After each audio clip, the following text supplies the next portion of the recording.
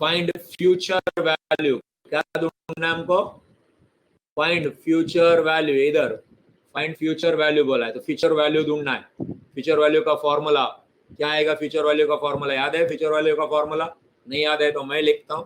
Future value का formula ऐसा लिखा है, A N comma I, that is future value, is equal to A in bracket N comma I, future value is equal to A, फिर याद होगा एक बड़ा ब्रैकेट था, big bracket, I cannot draw here big bracket, so big bracket, and in big bracket small bracket में 1 plus I raised to n, और raised to कर रहा हूं मैं बाद में, raised to n minus 1 big bracket नहीं, ये ब्रैकेट क्लोज, एक और ब्रैकेट लगेगा इधर,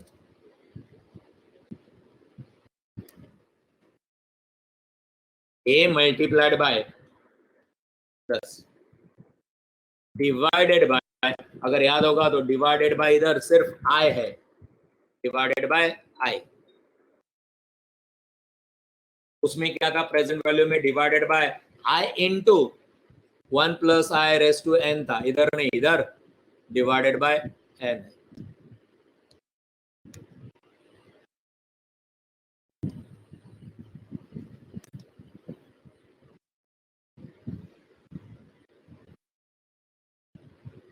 now 1 plus I raise to n, ये कितना होता है ऊपर देखा था ना हम लोग ने, इधर था रेस टू 60 है, n is what 60, so let me write here again, is equal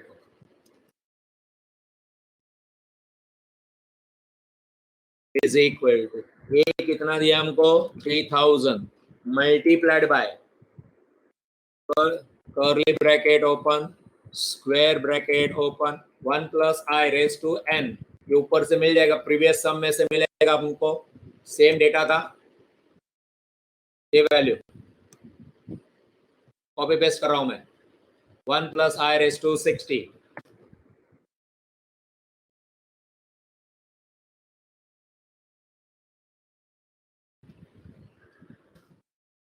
minus 1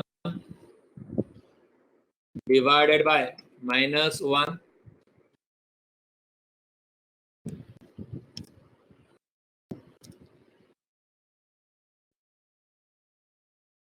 ये 1 पॉइंट है ना, 1.48 minus 1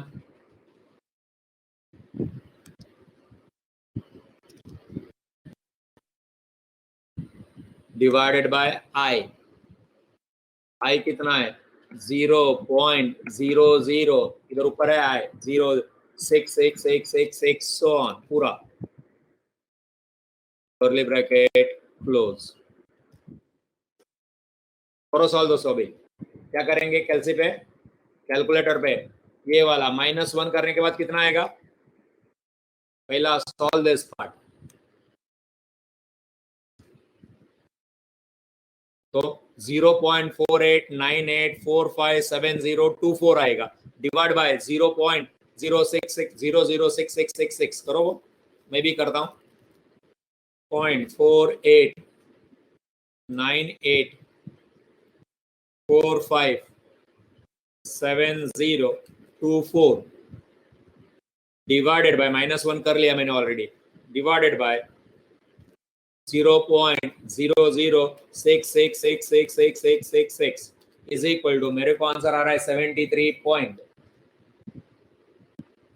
and then 3000 से मल्टीप्लाई करना है, yes 73, shall I write that answer also, एक एक स्टेप लिखना है मेरे को, चलो लिखता हूँ, 3000 multiplied bye that answer 73.476855 4334। Now next is equal to, मेरे ख्याल से वो नंबर ही है, into 3000, that comes to 2,20,430.5657 rather, yeah 5663 आ रहा है, पूरा आंसर ही लिखो पहले जो कैलसी पे आया हो, 2,20,430 0.56663. Therefore, final answer we write 2 digits after the decimal point, 220430. 0.57 we write. Third digit here after the decimal point, I'm highlighting that if the third digit is 5 or more than 5, then 1 to be added to the second digit. Rounding up बोलते हैं. फर्क नहीं पड़ता, 5-6 करो, चलता था, 1 पैसे का डिफरेंस आएगा. This is your answer. Screenshot लेना है किसी को, ले लो, ये बाजू की क्या सब निकाल देता हूँ. Take a screenshot, those who want.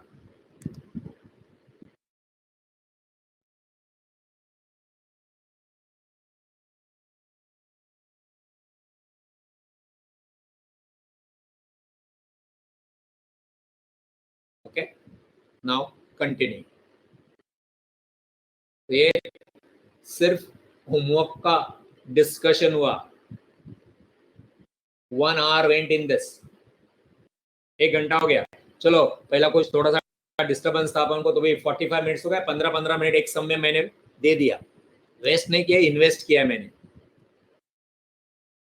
Formulas. चला, continue. Lecture starts now. That was homework discussion.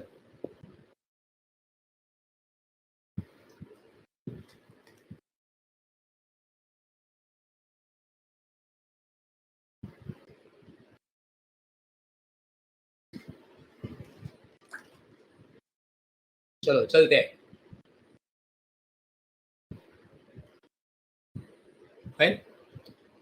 Formulas. ये आपके आंसर. इसका भी स्क्रीनशॉट लेना है, ले लो. हाँ सर, वो ड्यू कैसे निकाला? ड्यू याद है? Once you know regular multiplied by 1 + I. Regular आ गया अमाउंट आपका 2,20,430.57 मल्टीप्लाइड बाय I + 1 या 1 + I, doesn't make a difference. 1 + I. 1 + I will be 1.00666666 से मल्टीप्लाई करो और देखो आता है क्या. ड्यू वाला amount, regular amount multiplied by regular amount multiplied by, कैसे मल्टीप्लाई करेंगे? 1 + I. I is 0.00666666. 1 ऐड करेंगे तो 1.00666666 है. पहला 1 प्लस करो कैलसी पे. 1 + 00 1 + sorry 1 + 1.00666666 multiplied by the first answer. ये जो कैलसी पे है इसको इनटू करो, मल्टीप्लाइड बाय, मैं कर रहा हूं मेरे कैलसी पे, इनटू 1.0066666666 पूरा कैलसी पे. And answer comes to 2,21,900.10. 10 आ रहा है, 0.10. 11 नहीं आ रहा है, 0.10 आ रहा है. 1 पैसे का फर्क इधर उधर कैलसी में हो सकता है. 2,21,900.10 103. तो 10 लिखना चाहिए. Any doubt? समझ में आ गया अभी तो? कैलकुलेशन सारे कैलकुलेशन करके दिखाया मैंने. Let's move further now. चलो अभी पूरा ध्यान दो. Formulas. Single cash flow. Single cash flow मतलब एन्युटी नहीं है. आप अमाउंट बार बार डिपॉजिट नहीं कर रहे. You are not paying amount again and again, nor you are receiving it again and again. एक ही बार मिलने वाला है, एक ही बार पे करने वाला है, तो सिंगल कैश फ्लो. सारे फॉर्मूले एक बार रिवाइज करो before I go on to the next. Simple interest formula है तो आना चाहिए आपको. Capital I is equal to capital P and small it. ये फॉर्मूला हो गया. देन इधर से दूसरा फॉर्मूला था A is equal to P + I, और A is equal to P in bracket, वो P को कॉमन निकाला और किया था वो P in bracket 1 + IT. Then compound interest. A is equal to P in bracket 1 + I raised to N. Compound interest formula. Then I is equal to A minus P बोल सकते हैं. I is equal to P in bracket 1 plus I bracket raised to n minus p. पढ़ाई के लिए मेहनत तो सब करते हैं, लेकिन स्मार्ट स्टडी कौन करता है? प्री एग्जाम ऐप के साथ बनाइए अपनी तैयारी super smart. Pre exam app देता है वाइड रेंज के एग्जाम्स की तैयारी, जैसे JEE, NEET, CAT, CA foundation, CS CSEET, banking, railway, SSC, MBA entrance, SYJC, com, TYB com और भी बहुत कुछ। Chapter wise tests and mock tests, detailed performance analysis, और अब तैयारी होगी एकदम परफेक्ट। कहीं भी कभी भी पढ़ाई करें।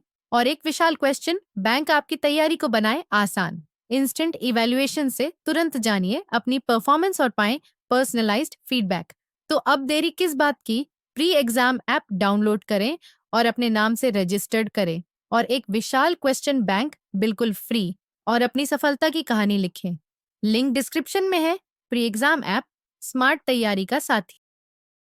एक का फॉर्मूला, फिर आप पी को कॉमन निकाल सकते हैं और वो सब कर सकते हैं, जरूरी नहीं उसका। इफेक्टिव रेट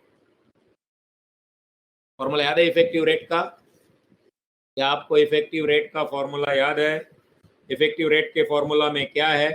कुछ नहीं है, कंपाउंड इंटरेस्ट में ये जो इधर है part, this part, let me take highlighter, इधर से याद रखने का दोस्तों, तो तकलीफ नहीं होती है।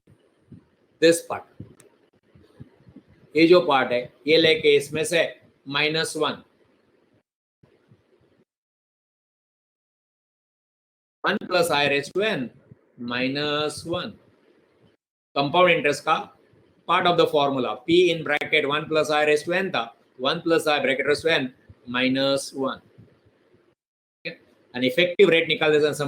somebody has asked me the question also, n जो है वो कैलकुलेट करते समय 1 ईयर लेना है, 1 ईयर, और क्वार्टरली है तो 1 into 4, अगर हाफ ईयर ले तो 1 into 2, year will be always 1 while calculating effective rate.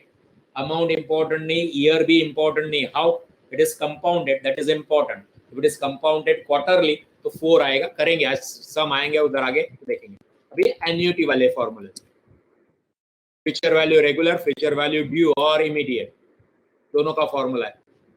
Future value a n, i से दिखाते हैं, that is future value is equal to a in big bracket, वही कंपाउंड इफेक्टिव रेट का formula देखो, this formula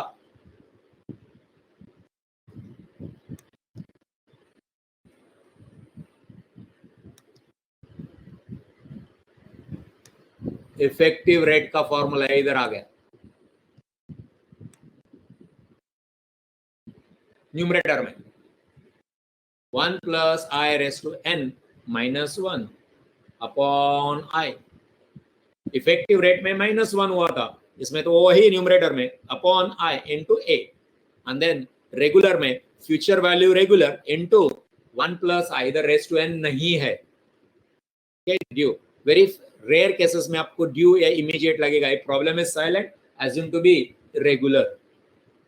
then present value का formula ये जो discuss किया हुई, I am removing those highlighter and I'm asking you to take a screenshot. Just wait. Take a screenshot, ये सारे फॉर्मूला आने चाहिए, इतनी ही है फॉर्मूले। अब इसमें क्या pn, i, जरा देखो तो इधर जो था, first you take screenshot then I'll do again.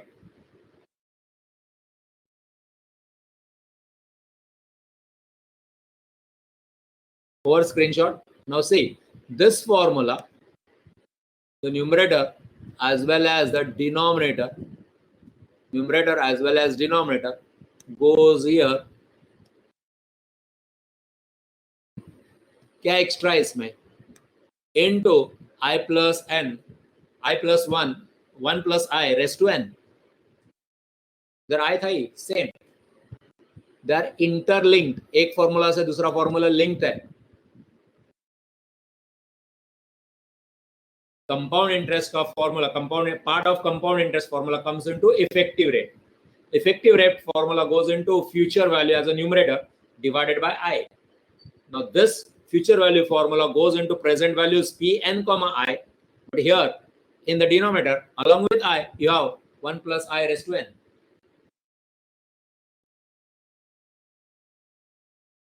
Okay, now let's start with the sums. Now I expect you to do it. See what I am saying now. Why you should not leave it? Read this carefully. What I said, purposely I am saying this. जानबूझ के बोल रहा हूं मैं. Now we are going to solve 12 questions which are from mock test conducted by ICAI, Indian Chartered Accountant of Institute of Chartered Accountant of India in October 2019. Last year mock test लिया था. अगर आप चाहते हैं तो institute एक mock test लेते हैं, सर्टेन अमाउंट ले लेती है, okay, some fees you have to pay, and then they conduct what is called as mock test. Generally mock test is 1 month before your exam. Okay, you have to register for that mock test and then you can give that. So there you get your paper and that paper you can take home also. बाकी आपके final में आप जो real exam देंगे उसका paper आप घर पे नहीं, question paper you are not suppose to take it home, you have to submit the question paper. तो आपको क्वेश्चंस नहीं मिलते. और कितने थे? 12 क्वेश्चंस थे. किधर? 100 मार्क्स में. तो कितना वेटेज हो गया? 12 मार्क्स इन 100. 12 मार्क का है वेटेज इस चैप्टर को. इस 12 का नहीं बोल रहा हूं मैं, रफली 8 to 10 मार्क्स. बड़ा चैप्टर है. टेक एफर्ट, थोड़ी सी मेहनत करो, आ जाएगा. अभी 12 क्वेश्चन ट्राई करो खुद सॉल्व करने के. मैं आपको सॉल्यूशन के लिए मदद करूंगा. नहीं आता है तो बोल देना, I'll go to Word and I'll solve it. But first your chance and data will be given. तो ज्यादा लंबा चौड़ा कैलकुलेशन आपको नहीं करना पड़ेगा. Find options also are there, A, B, C, D, because I've taken it from exam, last year exam. Find the future value of an annuity of 700 made annually for 7 years at interest rate of 14% compounded annually. Given that, ये दिया था, उधर से ही लिया हुआ है मैंने. Given that 1.14 raised to 7, मतलब किधर ना किधर अपने सम में 1.14 raised to 7 लगने वाला है, is equal to 2.5023. क्या चाहिए? Find the future value. Future value ढूंढनी है आपको. अभी आपने फॉर्मूला देखा था. फ्यूचर वैल्यू का फॉर्मूला था an, i is equal to a big bracket. In that big bracket numerator में था 1 plus i raised to n minus 1 upon i. ना उन लोग ने उधर वैल्यू दे दिया. So on a paper write the formula and do it. Check whether you are getting. वो given that उसकी मदद ले लो, हेल्प ले लो.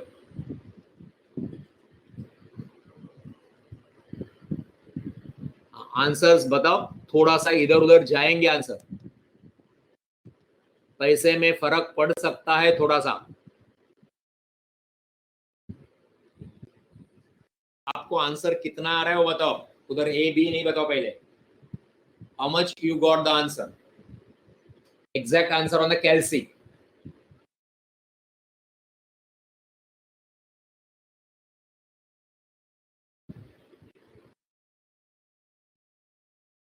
Yes, Priya is correct by saying Priya. Utkarsha correct.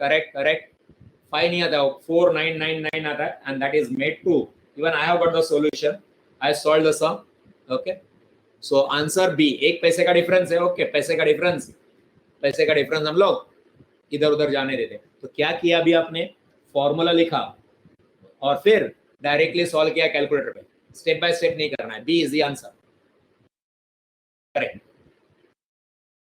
You want me to solve? Do you want me to solve this?